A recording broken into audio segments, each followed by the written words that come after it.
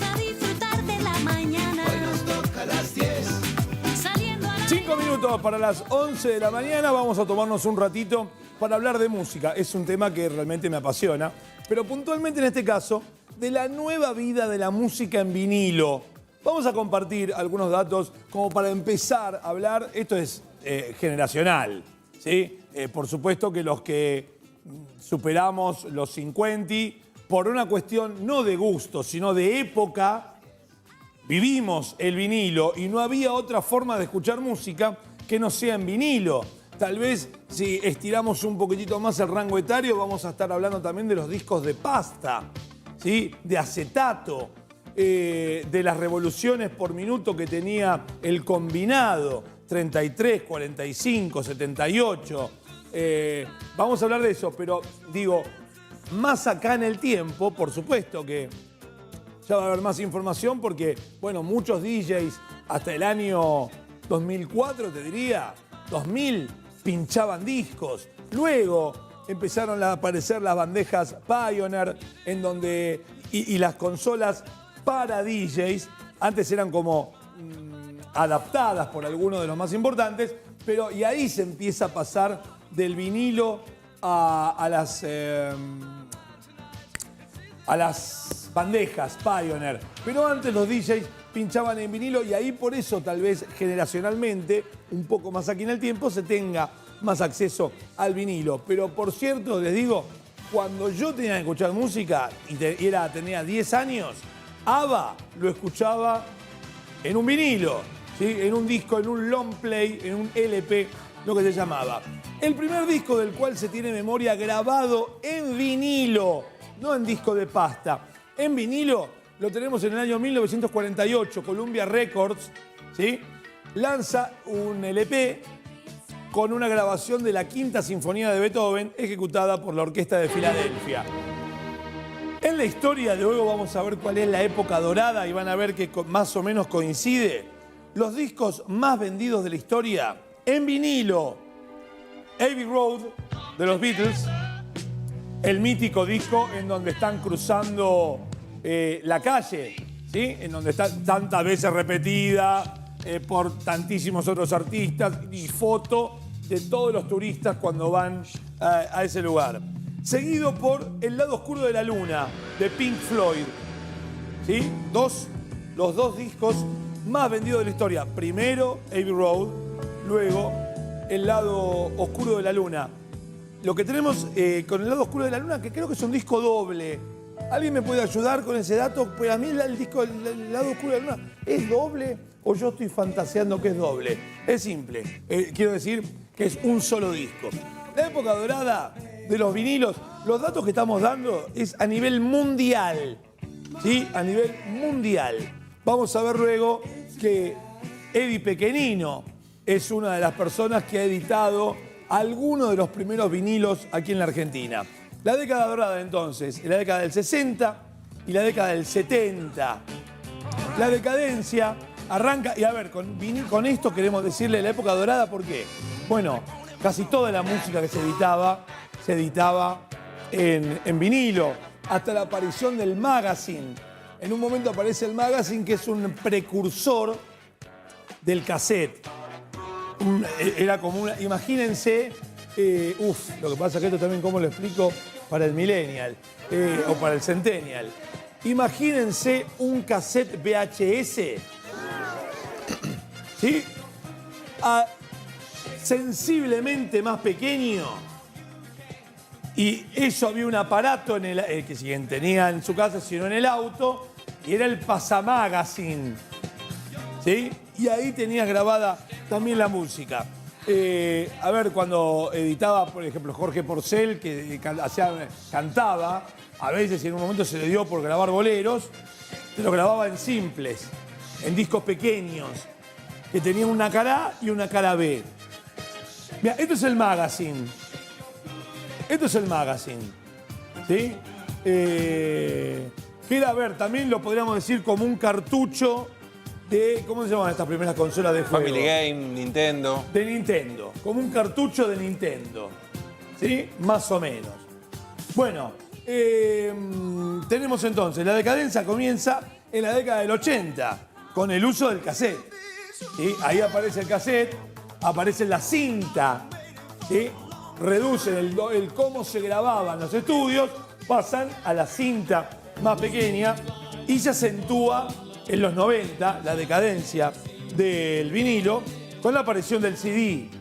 Después del CD reina bastante tiempo hasta la aparición del MP3, que en realidad la aparición del MP3 como tal es muy temprana en la historia.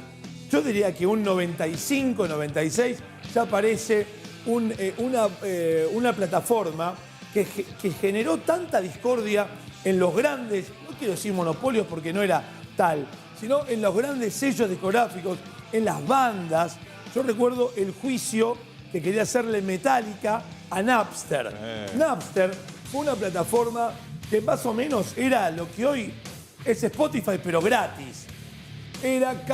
Vos podías compartir, yo me subía música a mi computadora, ¿no? Digitalizaba tal CD, Canción Animal de Soda Stereo.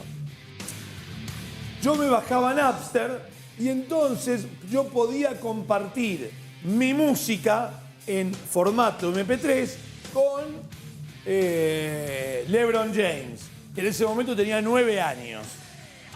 Entonces LeBron James sacaba de mi computadora, vía Napster, lo que yo tenía.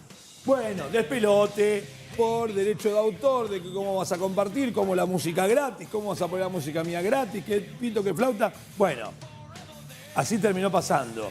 Que Napster fue más o menos callado, la industria, esto era el logo de Napster.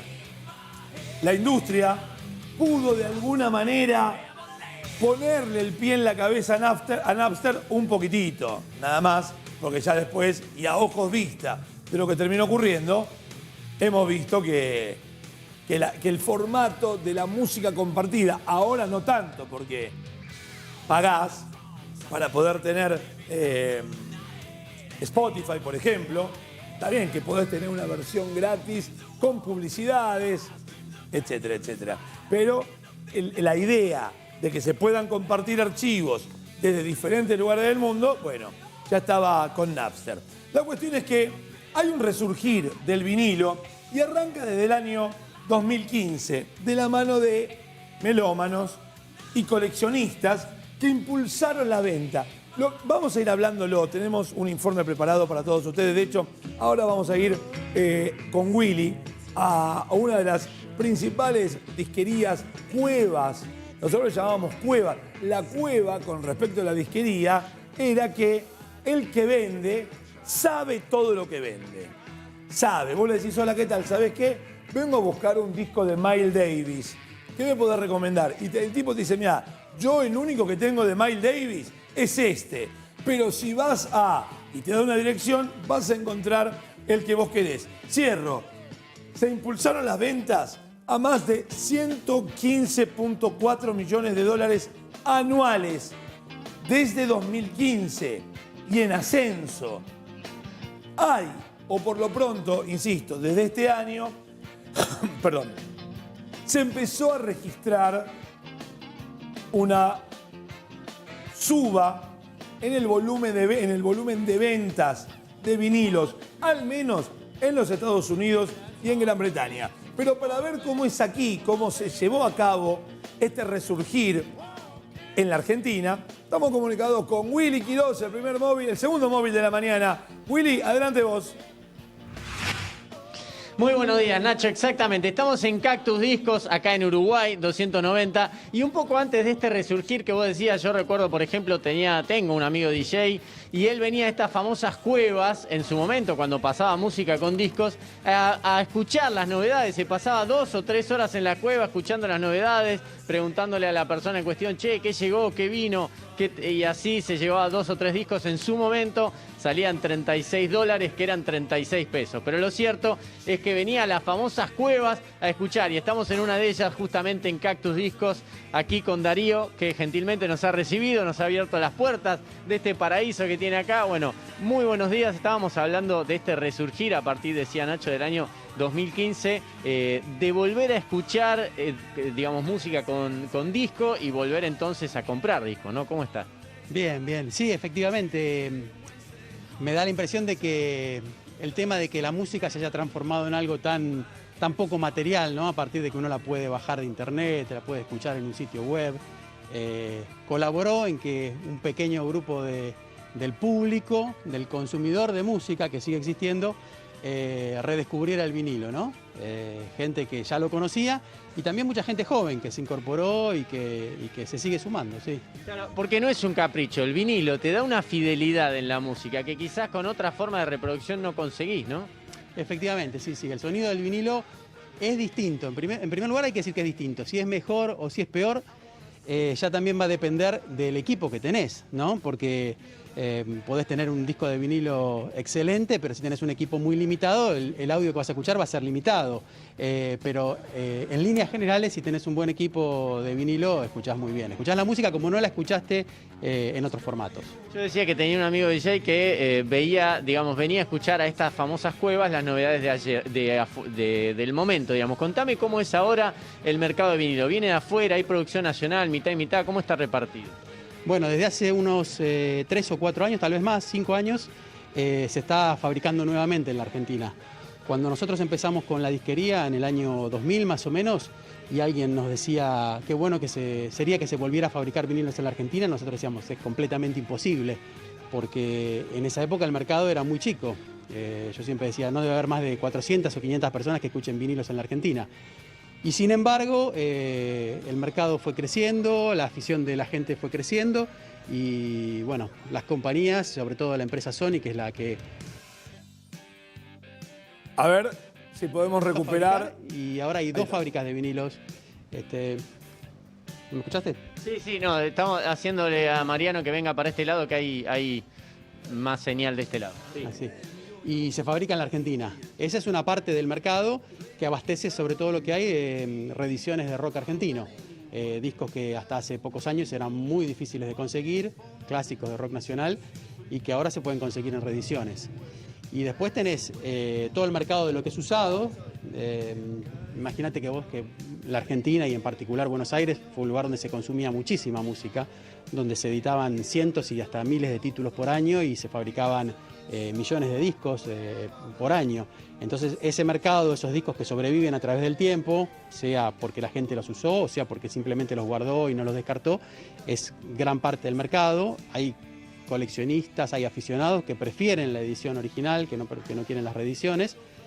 Hay muchos discos que no han sido reeditados jamás en vinilo porque las reediciones se circunscriben a un pequeño número de títulos que son los más vendibles. Entonces, bueno, tenés que ir a buscar la edición original. Y después está todo el mercado de los importados, que hay desde novedades hasta clásicos. Muchas veces la gente que no está en el mercado del vinilo me dice, ¿pero se siguen fabricando vinilos? Sí, claro, se siguen fabricando, nunca dejaron de fabricarse, pero ahora se fabrica más que hace 10 o 15 años. Bien, te escucha Darío, Nacho, en un ratito si queremos elegir un vinilo justamente para reproducirlo, pero te escucha si querés hacerle alguna pregunta. Claro, por supuesto. ¿Qué tal, Darío? Muchísimas gracias. Nacho Bano te habla. Gracias por abrirnos Hola, Nacho. La disquería. A ver, también me gustaría que podamos abordar el tema que la industria nacional, me parece, empieza a reeditar los discos en vinilo. Contame si es que hay algo que tiene que ver con que se perdían los derechos de algunas discográficas, derechos sobre la obra, y entonces una reedición les iba a servir para relanzar el catálogo y no perderlo.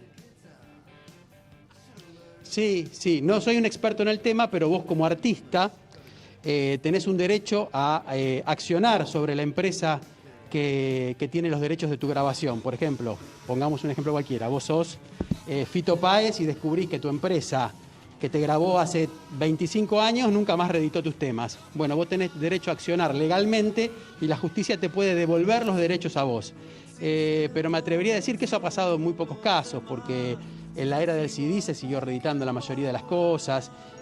Lo que sí pasó con un catálogo muy importante, que fue el catálogo de la empresa Music Hall, que, bueno, eso probablemente lo sepan, que esa empresa quebró hace unos 20 años, tiene un catálogo valiosísimo, no solo de rock argentino, sino de folclore, de tango, de jazz, y eso quedó en el juicio de la quiebra. entonces esos discos no se podían reeditar. Ahora hace unos años el Instituto de la Música compró esos derechos a la quiebra y se los está entregando a los artistas para que los artistas, si quieren, lo reediten en el formato que quieran. Darío, ¿cuál es el santo grial que tenés en tu disquería? Hay muchos, pero por valiosos, por ejemplo, hay algunos discos de jazz argentino que son muy buscados en el exterior, de artistas de vanguardia de jazz argentino, como Jorge López Ruiz, como el grupo Quinte Plus, como Quereste Sachi, que son discos muy difíciles, discos que o no han tenido reedición o que han tenido reediciones muy cortas y en el extranjero, y que son buscados por coleccionistas de todo el mundo. Entonces, eso hace subir mucho el precio.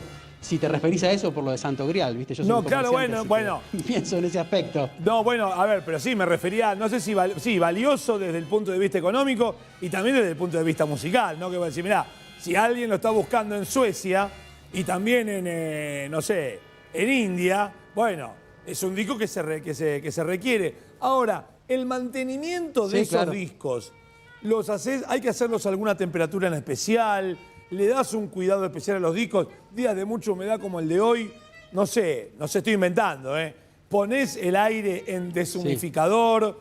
¿Cerrás? ¿Hay luz natural dentro del local? ¿Funciona algo de eso en particular? Sí, los discos tienen que tener, por empezar, una temperatura moderada, sobre todo no recibir mucho calor, jamás recibir luz solar directa. La humedad también los perjudica. Si vos tenés discos en tu casa, tratá siempre de no ponerlos en la pared fría, ¿viste? La pared que está opuesta a la estufa, por ejemplo, la que condensa humedad durante el momento en que vos prendés la estufa, y exponerlo lo menos posible a la luz solar, porque las tapas también se deterioran. Para un coleccionista la carátula también es valiosa. La humedad de Buenos Aires, si bien es alta, no los daña, pero si el disco se moja porque está en una pared especialmente húmeda, o si se te moja por alguna otra circunstancia, ahí sí se puede dañar, y sobre todo el calor, ¿no? Siempre llega la historia del disco doblado porque lo dejó cerca de una ventana. Sí, no, eso, claro, en ese lugar donde lo puso, claro. En la luneta no del había auto. sol, pero el sol se fue corriendo. Bueno, Hernán, Darío, perdón, luneta del auto. Darío. Sí, bueno, ese ya es imperdonable, digamos. Dejá... bueno, que se joda si lo puso en la luneta del auto. Escúchame, Darío. También hay que respetar los discos, ¿viste? No, más vale. Sí. Más vale. Sin pelos en la lengua y con marcas. Sí. Decime, ¿cuál es para vos la bandeja perfecta para escuchar vinilo? Y la más buscada, la más querida y una de las que a mí más me gusta es la Technics 1200 MK2. Un modelo de los años 80 y 90, que es la que usaban la mayoría de los DJs y la que siguen usando y buscando los DJs. Pero la verdad es que yo no creo que haya que buscar la bandeja perfecta.